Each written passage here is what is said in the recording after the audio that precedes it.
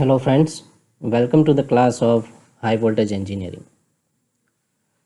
So today I am going to explore the various types of testings in a broader way.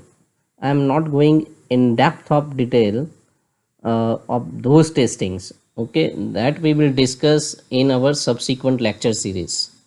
So the today in this lecture, the agenda is to know that which type of testings are normally performed in high voltage laboratories over the high voltage insulations and the high voltage equipments. So the common test that usually done on a given dielectrics or the high voltage equipments are: the number one is the power frequency Wisten voltage test. That test is conducted under the different conditions like the dry conditions, wet conditions, and the pollution conditions as well.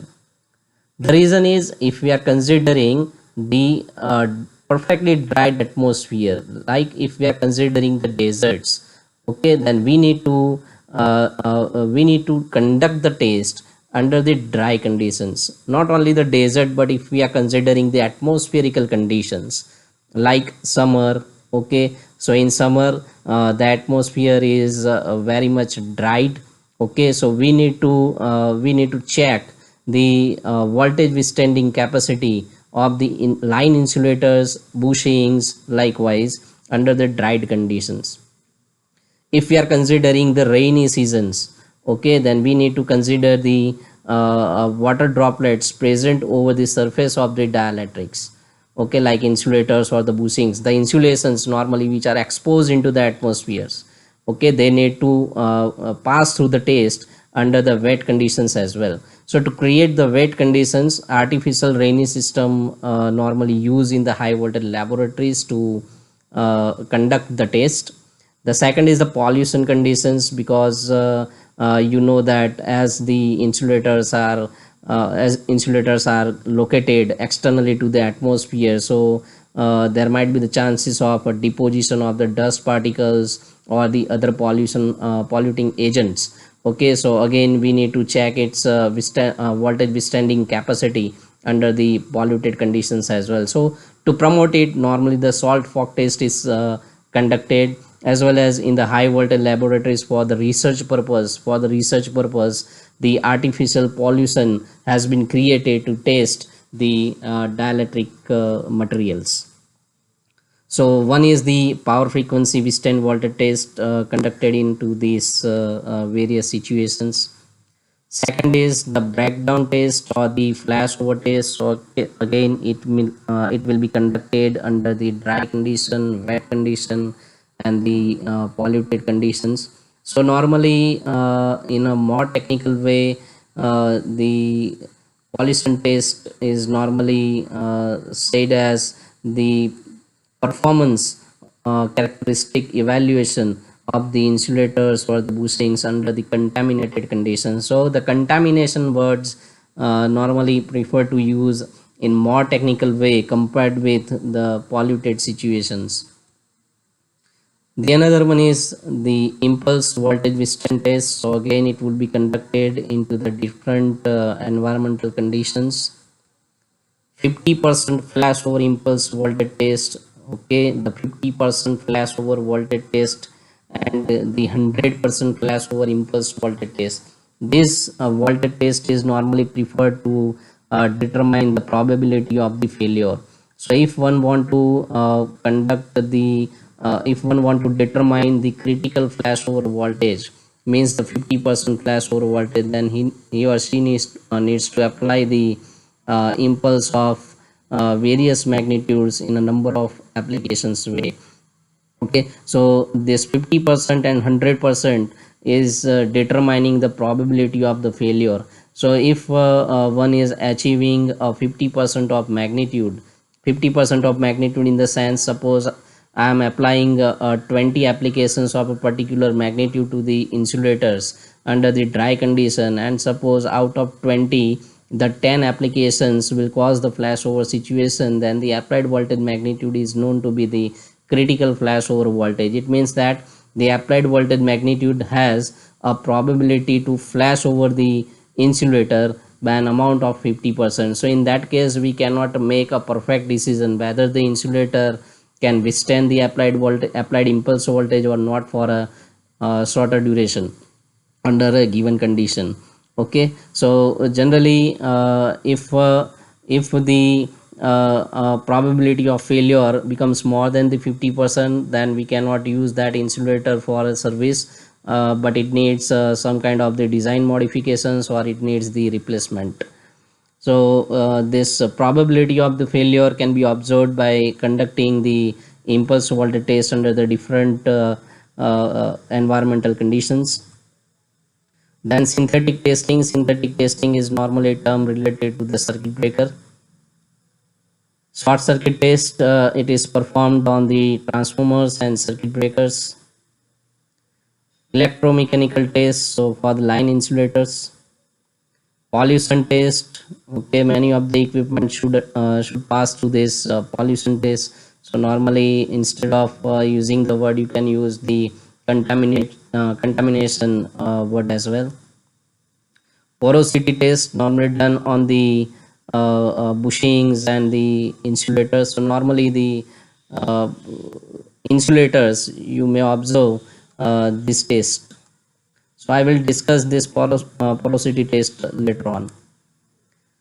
The temperature rise test is normally conducted on the different equipments in the high voltage laboratories just to identify its thermal behavior. So likewise, there are lot many of tests normally conducted over the insulators and the high voltage equipment just to assess its quality in terms of its electrical performance characteristics, mechanical performance characteristic, chemical performance characteristics, and so on. So if one wish to conduct the weight test, there are some of the requirements which must be met, which must meet with the uh, artificial rainy system. So precipitation rate should be of 3 plus or minus 10% of mm per minute. The direction of the water that is being applied prior to the application of voltage to the insulators which are connected as in surveys is 45 degree with respect to the vertical. Then conductivity of the water should not be lower than 100 microsiemens, or it should not be higher. Okay, so if the conductivity of the water that you are trying to apply is more, then it may not give you the expected results. The temperature of water is roughly around 15 degrees Celsius. The conditions for the artificial rain system is this. So normally the IEC standard is 60060 part 1. Okay, is used for the equipment where the voltage is lower than equal to 800 kV, and the proposed range for the ultra high voltage equipment where the voltage is greater than 800 kV. So average precipitation rate of all the measurement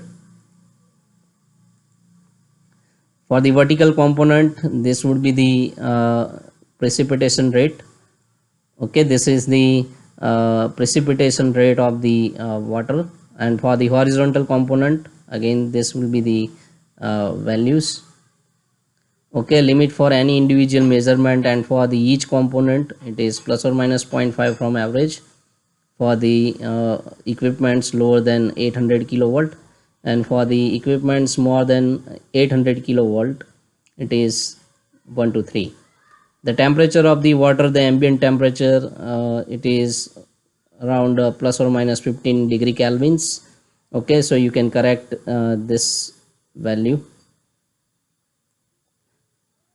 Okay, in both the cases the temperature of the water is normally this. The conductivity of water is lies in the range of 100 with plus or minus of 15 in both of the cases. Let us see the different types of the Western voltage, test voltage, and the rating of equipment in the high voltage laboratories. For the research and development work, the voltage level usually uh, about of 13 times that of the maximum test voltage is required for the R&D purpose. So let us see if the test voltage for equipment in AC system is, suppose it is 400 kilovolt RMS, that is the system nominal voltage. So you know the line to ground voltage peak value. Okay, it is generally given by root 2 upon root 3 into, as it is three phase, so root 2 by root 3 into the system nominal voltage, that is 400. So based on this equation you will get 335 kilovolt. Okay, you know that RMS value is equal to Vm upon root 2. So root 2 into Vrms divided by root 3, it will give you the line to ground voltage, which is peak in magnitude. To conduct the power frequency withstand voltage test, you can see that if the system voltage is of 400 kilovolt RMS, then the power frequency withstand voltage test is somewhat higher as compared to your nominal output voltage, that is 530.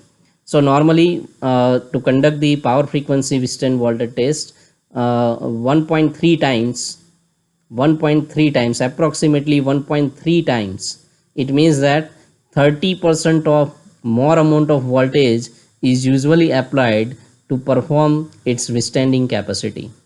So 1.3 times multiplied by 400, approximately you will get 530 kilovolt RMS. Similarly, for 525 it needs a voltage value of 670. For 765 it needs 960 to determine its withstand voltage capacity under the power frequency. For 1100 kV of RMS, the voltage required to apply is 1.4 millions of volt, and for 1500 kilovolt the approximately 1.9 millions of volt of RMS value needs to be applied to the equipment to determine its withstand voltage capacity for a certain duration of time under a given atmospherical condition. The impulse voltage withstand test, so you can see that here it needs a peak magnitude, because you know that the impulse voltage is specified by its peak magnitude. So if suppose the line to ground voltage with line to ground voltage having a peak magnitude of 335, then approximately 4.2 times of impulse voltage of a particular wave shape with the standard interval as compared as denoted by IC standard is given. Okay, so approximately 4.2 times more than line to ground voltage of peak magnitude is applied to determine the impulse voltage withstanding capacity of the insulation or the equipment under the various conditions. Okay, normally as the condition is changing, okay, the voltage value required, voltage requirement is also changing, because I cannot apply 1425 kilovolt under the polluted conditions. Okay, so the data that you are seeing is for the dry conditions, not for the wet conditions, not for the polluted conditions.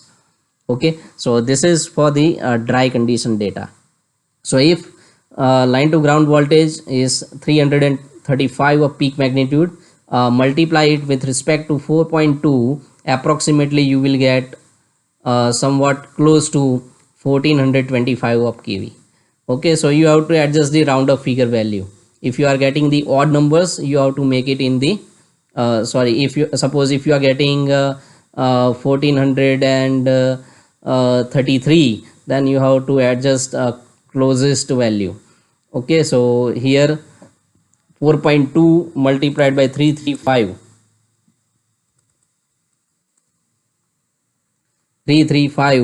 multiplied by 4.2, so it will give us 1407. Okay, so normally you can get normally you can apply 1425. Okay, so For the impulse voltage withstand test, the voltage value which is applied to the insulator under the dry condition approximately 4.2 times more than line to ground voltage of peak magnitude. Switching surge test, it is normally performed by applying approximately 2.6 times 2.6 times more than line to ground of peak magnitude. So 335 multiplied by 2.6, approximately you will get some voltage value close to this 875. Similarly for 430 it is 1100. For 625 it is 1350 peak magnitude. 900 it is approximately double 1800.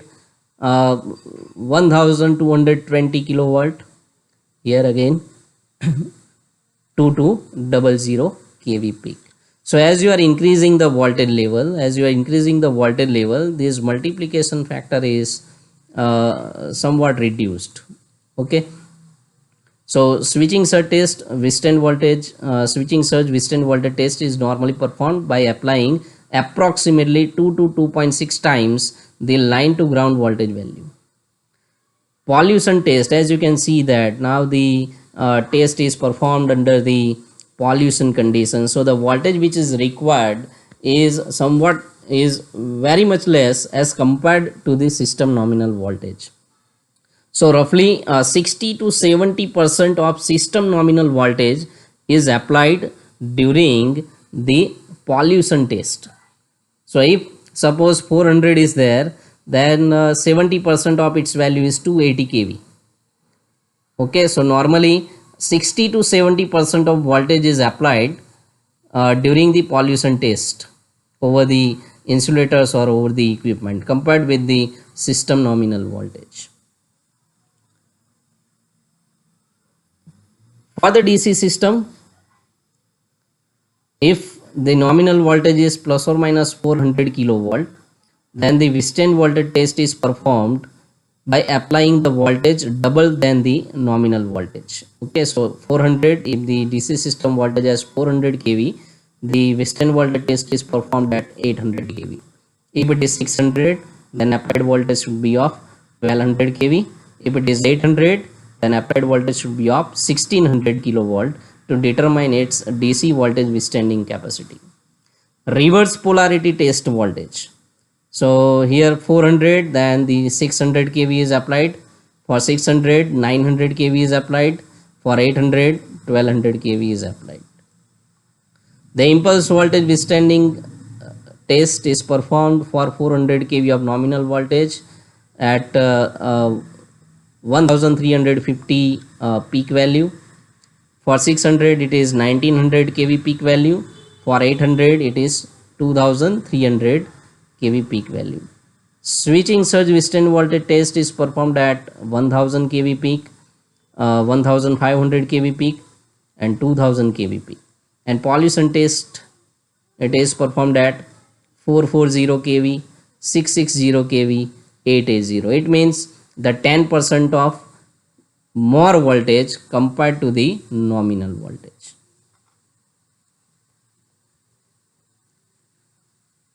The test voltage required for different system voltage. The previous one were for the equipments. Okay, now for the system. So if the nominal voltage is 400 kV RMS, the power frequency voltage is done of at 800 kV RMS. For 765 it is 1000. For 1100 it is 1400, and 1500 for 1500 it is performed at 1900 of kV RMS. The pollution test voltage 300, 500, 700 and 1000 kV RMS. Impulse of a standard wave shape, it is done at impulse. This is lightning impulse. Okay, the impulse that is representing the term as lightning impulse. So it is done at 2400, 3000 kV peak, 3700 kV peak, 4600 kV peak. Switching surge over voltages of a longer duration can be performed at 1150 peak, 1750 kV peak, 2300 kV peak, 2800 kV peak. So you can see that the voltage that is being required to conduct the switching test is somewhat lower as compared to the voltage that is being applied to check the insulation behavior under the lightning impulse. For DC, okay, you can see this table is representing for this DC system.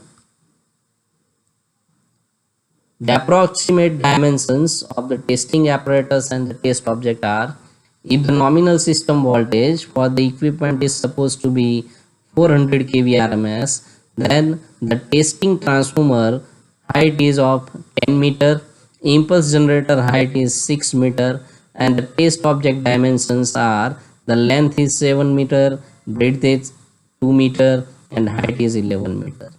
Okay, so as you can see that as you are increasing the voltage level, the dimensions are also increasing.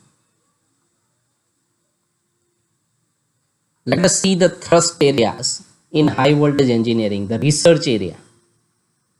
So number one is the breakdown phenomena in insulating medium like gases, liquid, solid or composite system. The Withstand voltage on long gaps, surface flashover studies on equipment with special reference to the equipment and materials used in power systems. The electrical interference studies due to the discharges from equipment operating at the higher voltages. Studies on insulation coordination. High current phenomena like the electric arcs and plasma physics. Partial discharge based condition monitoring. Dielectric losses and power factor of insulation, remaining life assessment studies, nanodielectrics and biodielectrics, overvoltage phenomena in power apparatus and power systems, lightning, switching and very fast transient overvoltages, generation and measuring techniques, overvoltage control, lightning protection systems and associated computations, fault diagnosis and application of signal processing, line and substation insulation design, corona loss, partial discharge induced ultra high frequency, very high frequency fields in gas insulated switch gears, electromagnetic interference and compatibility in high voltage substations, diagnostic testing and condition monitoring of power transformers using dissolved gas analysis, degree of polymerization, hottest spot and top oil temperature prediction, transfer function methods, etc. Pollution and flashover studies on external insulation and studies in gas insulated systems. So if you are visiting the research profile of high voltage laboratories of reputed institutions, then you will come across with so many contents to represent the thrust area or the research areas as of now is in operation in the high voltage engineering.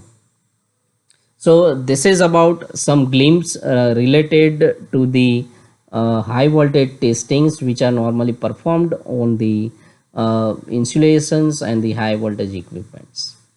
In the next lecture, we will see the power frequency voltage test, where I am going to discuss about the flashover test and the Withstand voltage test under the dry condition, under the wet condition and under the polluted conditions.